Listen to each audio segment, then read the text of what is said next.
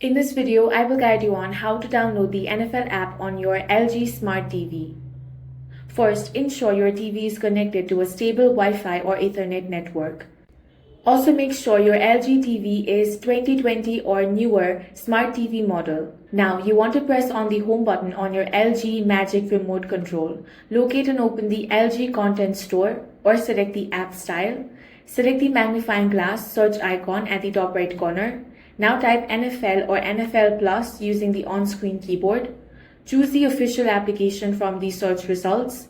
Then click Install and wait for the download to finish.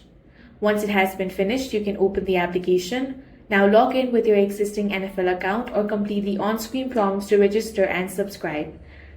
In this way, you can easily download the NFL app on your LG Smart TV. That's all for this video. If you found it useful, and make sure to hit the like button and subscribe for more videos like this.